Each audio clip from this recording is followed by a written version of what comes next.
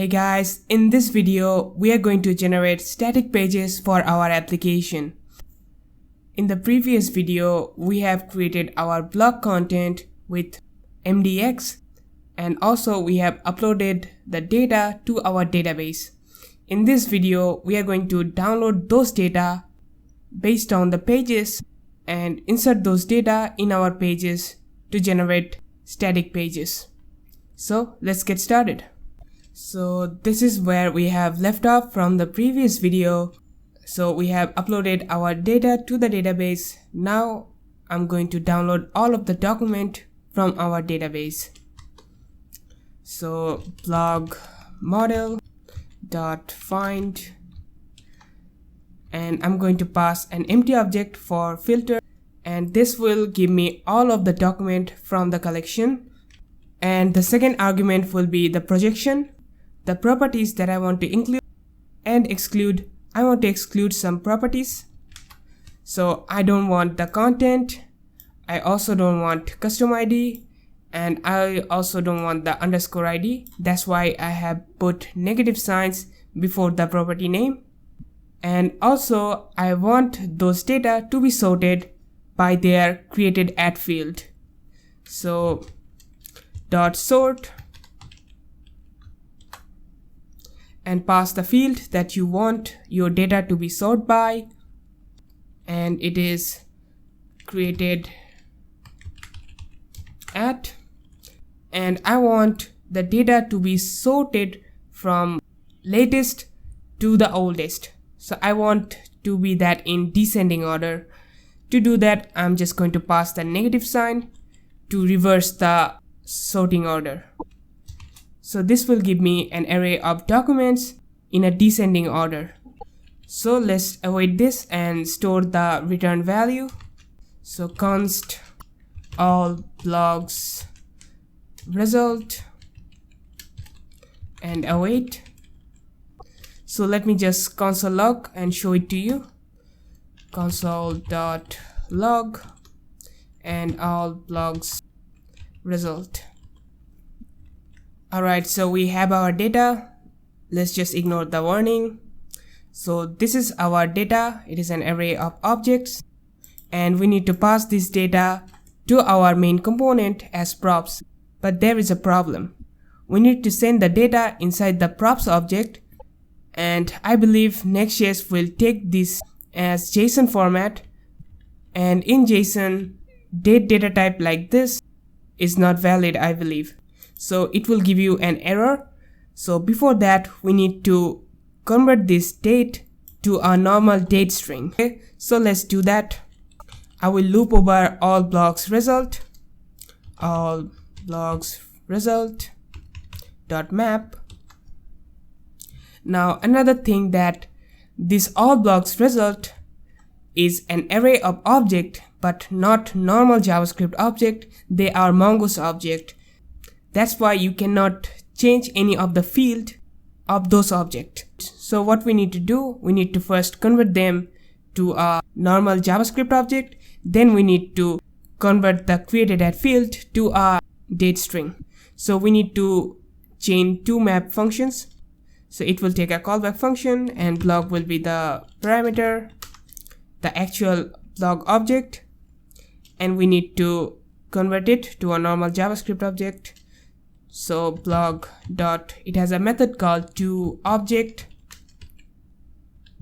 and it will convert the Mongoose object to a normal JavaScript object and will return it as an array.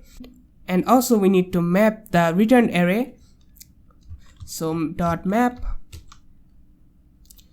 and again blog as the first argument for the callback function. Now I'm going to destructure the created at field. Const created at from blog, and now blog dot created at will be created at dot to date string. And lastly we need to return the blog and the whole map function will just return us an array of object, and this is the array we want to send as a prop. So let's store it, const all blocks, and I will pass it to the props all blocks. Now we can access this all blocks prop inside our component. So I will destructure it from here, all blocks, and let's just console log if it works. All blocks. So save the file. Okay, so if I just open up the developer tools, so we have an array, and inside the array we can see that we have our objects, and also our created@ field is a normal date string. So we have the necessary data to fill out the block preview cards with real data. So let's do that. So I'm going to delete the console log, and I will pass the all blocks prop to the block preview layout. So all blocks will be all blocks. So let's open up the block preview layout file. So block preview layout. Okay, so let's destructure the prop all blocks, and instead of a dummy array I will loop over the all blocks array. All blocks, and in the callback function it will take block as the first parameter, and I will spread the block object in the block preview component. So block. So let's open up the block preview component file. So block preview,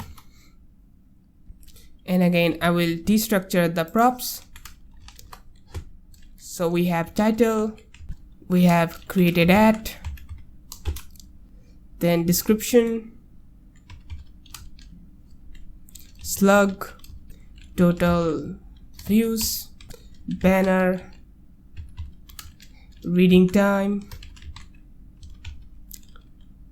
Okay, so these are the props. Let's replace our dummy data with real data. So for the title, it will be title. Then for the subheader, I will pass the created at, then comma, then total views, comma, then reading time. And for the banner source, I will pass the banner. So banner, and our card content, it will be a description.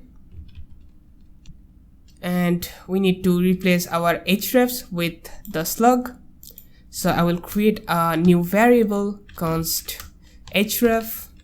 It will be a template string. Link will be /blog /the slug, and it should be under curly braces. Pass the href variable to our href props, href, and also here href. Now let's save the file and see what we have. So as you can see that we don't have our dummy data anymore. We have the real data in our block preview cards, and if I click one of these, it should take me to the specific block page, and as you can see that it has redirected me to the specific block page, and the route is /blog and then it's slug. It is still the dummy data because we haven't set up the static site generation for our block pages. So let's do that. So let's open up the dynamic route file for our blog. So this slug.jsx file.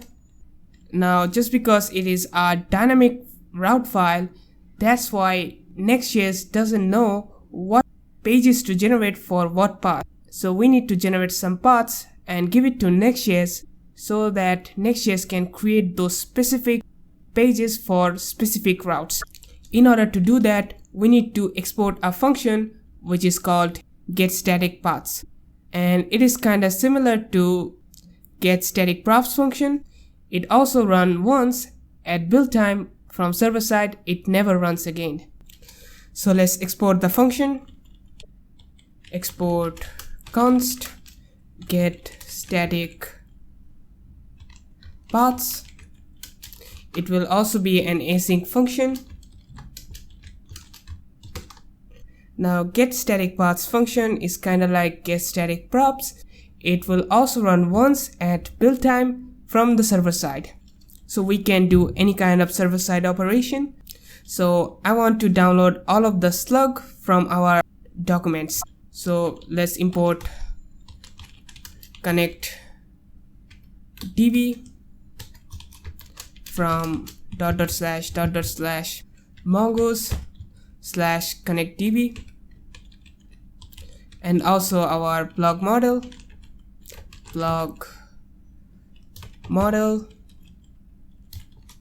mongo/blog model.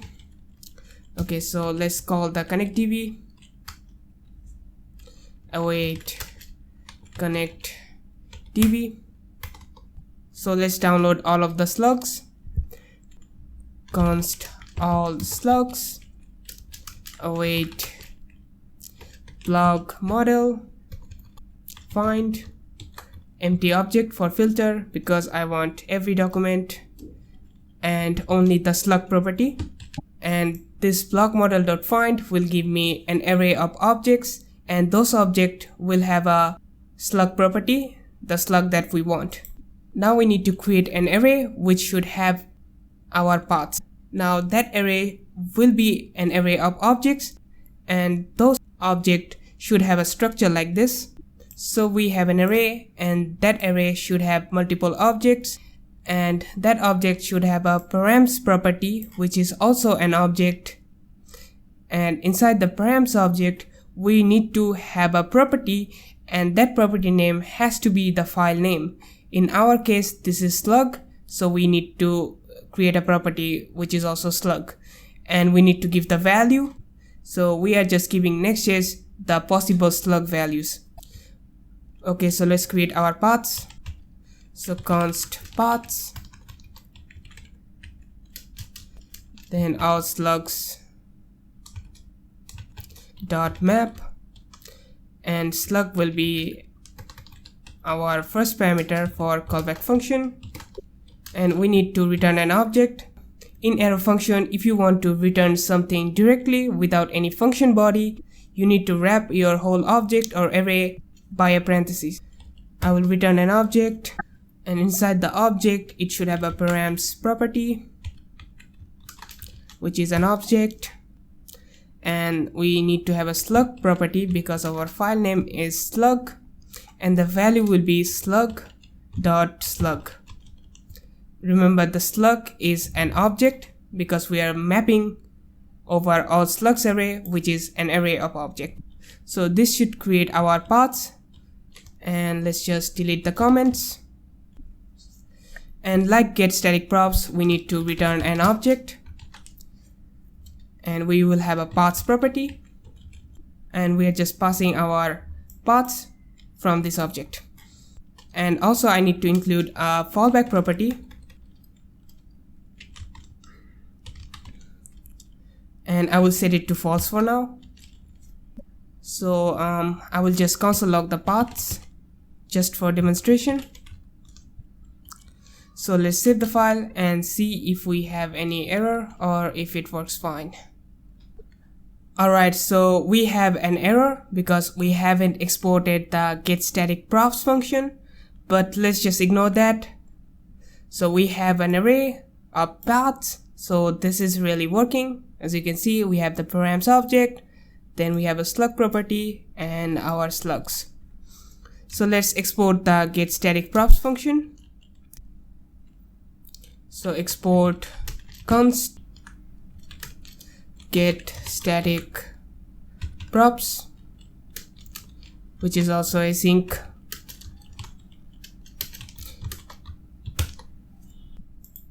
Now the getStaticProps function will also take a parameter, and that parameter is the context object. And inside this context object we have our request and response object and also our query object. And inside this query object we can access our slug value. For example, if the user visits /blog/abc, then we can access that slug value abc from that query object. So I will destructure the context object, and inside that we have a params object, and inside the params we have our slug. So slug, and now we can use this slug to download a document from our database. So again, await connect db, and let's download a specific document. So const blog document. We need to await blog model dot find, actually find one, and we want to get the first document that matches with our slug. And for the projection I want to exclude some properties. So I don't want the slug, again I don't want the custom ID and the underscore ID and the underscore v. Okay, so it will give us an object which is a mongoose object, and also we need to convert it. So const blog document dot to object. Let's convert our created at field to a date string. So blog dot created at will be blog dot created at dot to date string. And now we can pass them as our props. So return props. I will pass the blog and also the slug. Alright, so let's just destructure the props from the component. So blog and also the slug, and I will spread out the blog object inside the blog layout component as props. So dot then blog. So let's open up the blog layout. So blog layout, and let's restructure the props. I will just paste the properties. So these are the properties we have from the props. We have the banner, title, created at, description, total views, reading time. So let's replace the dummy data with real data. So for our banner image, it will be banner. Then our title would be title. Then our creation date, created at, our reading time, and also for the views, total views. Okay, so I will take care of the original blog content later. Let's just save the file and see what we have. So as you can see that we have our real data. We have the real banner, real title, the creation date, the reading time, and the total views. Actually, I'm missing the views word. So total views, then space, views. Okay, so now it is fixed. We have 0 views, but we don't have our real content. So let's add that. So inside the blog, we have our content, which is a string, but we need to serialize it. To do that, we need to use Next MDX remote library. So let's import serialize function from Nextjs remote. So import, it will be a named import, serialize from Next-mdx remote slash serialize. We are also going to need mdx remote component. So import mdx remote from next-mdx remote. Okay, so let's serialize the content.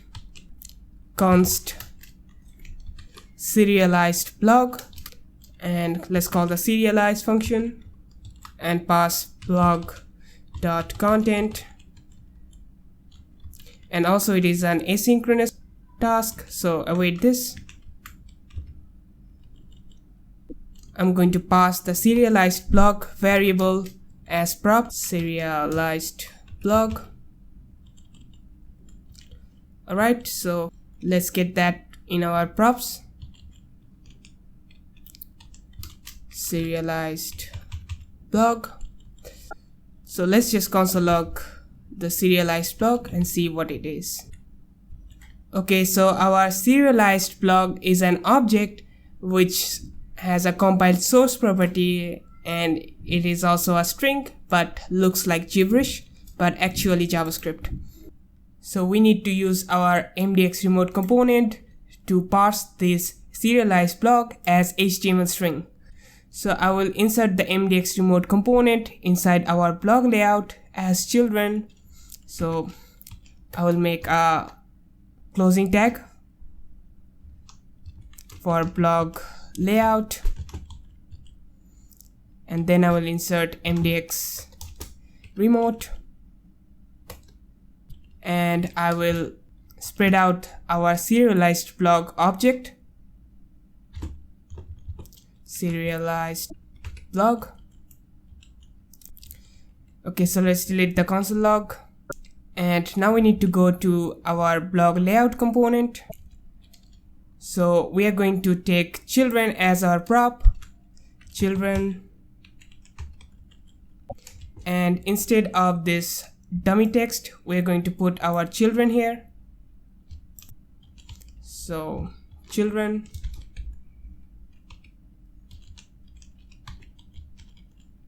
so let's just save all the files and let's see what we have. Alright guys, this is our blog content. It is rendered to our web page. We have our images, then we have our code blocks and everything, but it doesn't look good. It looks horrible because it is using our browser default styles. So let's customize the page with Material UI. I'm going to create another folder. I will call it mdx, and inside the mdx folder I'm going to create a file, mdx components.js. So from this file we need to create an object and we need to export that. So const components, I will call it, and it will be an object, and I will export it as default components. Alright, so the property of the components object will be the tag name or the component name that you want to target, and the value will be the component that you want to use for your target. So for example, if you want to target h1, you just give the property name h1, and then you will create a function, actually a functional component. Okay, so that's the main idea. So first I want to target all of my header tags, then I will target my paragraph. So I will create an array of header tag names, header tags. So we have h1, h2 tags in our array. Now I will loop over the header tags and add properties to our components. Header tags dot for each, and we need to pass a callback function. Tag will be the first argument. So I will create a property in components with array index syntax. So tag, and it will be a component, so function, which will return JSX, and I want to use typography here, so import typography from material UI core / typography, and it will return typography, and the variant will be variant, and the variant will be the tag. So if the tag is h1, then the variant will be also h1, and this component will also take props, and I will spread out the props because the children, the text inside of our header tags will be inside the props object as children, so I want to spread that out so that typography has those children too. Alright, now let's target our p tag. So components.p, it will also be a function, props as the parameter, and then again typography, and I will just spread out the props. Let's add these components to our MDX remote. Alright, now I will just import MDX components from $components/MDX/MDX components, and MDX remote will take components as a prop, so components will be MDX components. Alright, so now let's save our files and see if that works or not. So as you can see that the styles of our header tags and our paragraphs has been changed. It is using the material UI typography styles, but it still doesn't look good because we have to customize it more. We have to customize our links, then our code blocks. But first I need to fix our images because it has been overflowed. So let's fix that. So inside the components, I will target now images. So components dot image, img actually, again function, it will also take props, image, I will spread out the props, I will also give some inline styles, I will just give width of 100%. And this should fix the images. Okay, so as you can see that our image has been fixed, it is not overflowing. Alright, now let's fix our lists. As you can see, it doesn't look good. On the demo application, as you can see, it has some padding and it looks much better than this one. So let's fix that. So first of all, I will target unordered list and ordered list tags. So components dot ul function, again our props, we need to use material UI list component, so let's import that. Import list from material UI course list. We will also need list item from material UI core list item. We will also need import list item text, material UI core list item text. Okay, so I will return list, again spread out the props. Component that I want to use is ul. I will also add inline style. List style will be disk, and I will copy it again for ordered list, and instead of ul component I will use ol component, and instead of disk I will use decimal.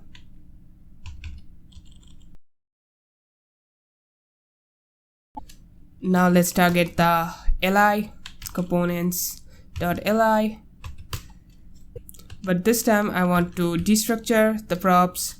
I will take the children and the rest parameter props, and that means that I want rest of the props object without the children as props object, and I will return list item inside the list item there will be list item text as children, and I will spread all of the props here.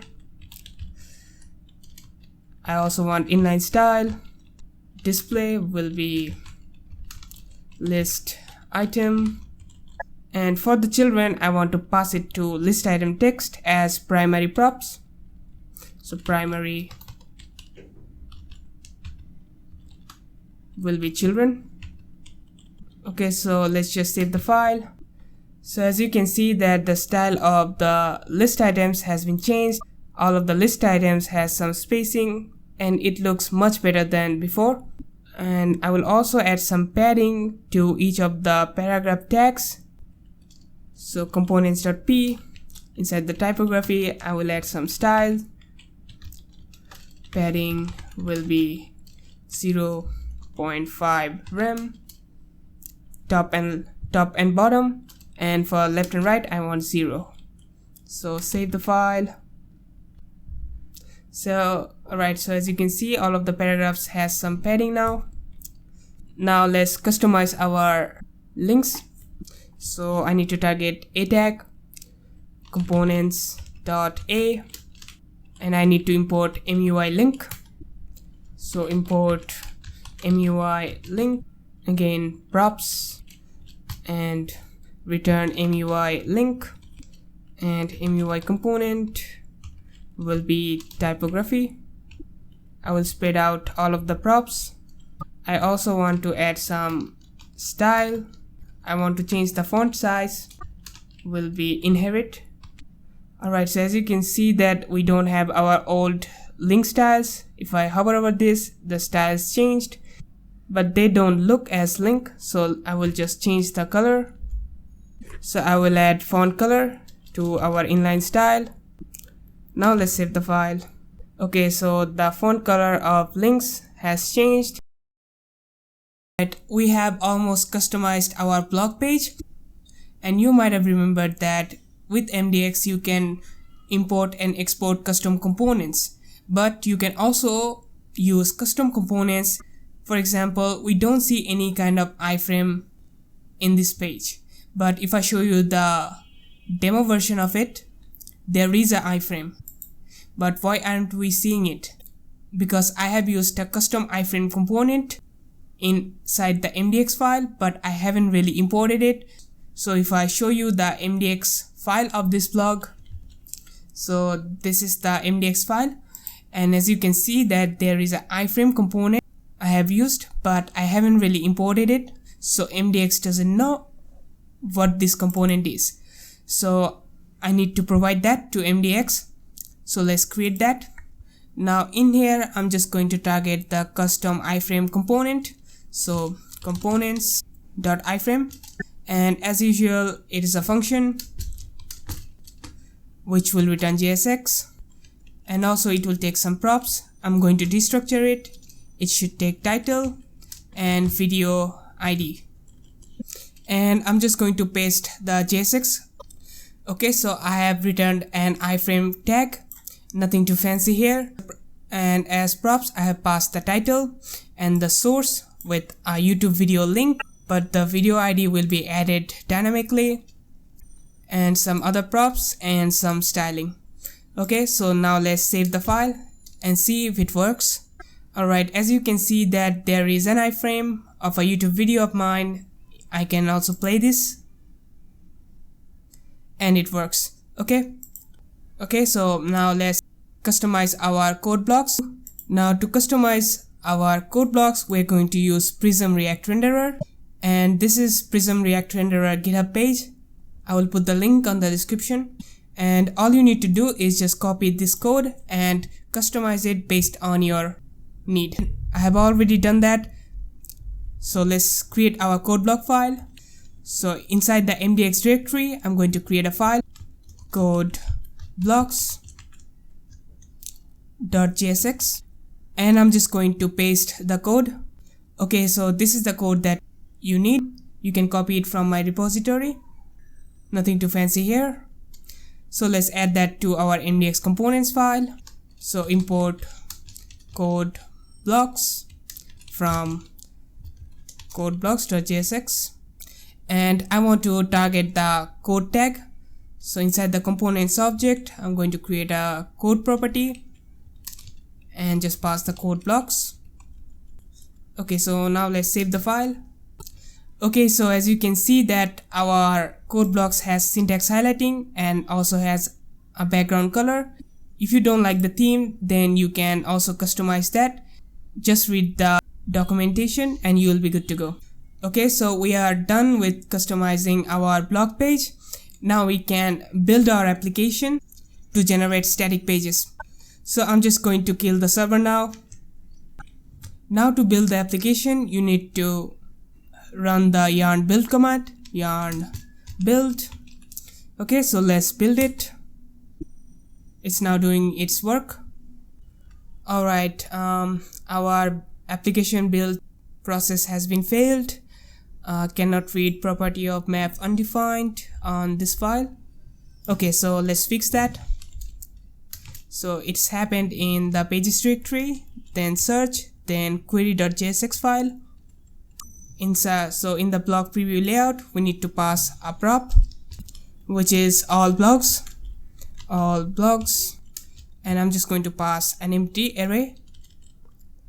Okay, so now let's save the file and try it again. Yarn build. Alright, Nextjs has successfully built our application. It has also generated static pages for us. As you can see that these are the paths that we have provided. Now you can run a local server based on the build code, not the source code, with yarn start. So I will click on this link. Okay, so as you can see, it was pretty fast. If I click one of this link, it will take me to that blog's static page. Okay, that was pretty fast because it is a static page and all the data are previously loaded. So we have successfully built our application, but we will add some more features to it. So in the next video, we're going to add search functionality in our application with MongoDB indexing. So if you have any question, feel free to comment down below. You can also reach out to me on any social media as thatonjohn. And don't forget to like, share and subscribe to my channel, and I'll see you next time.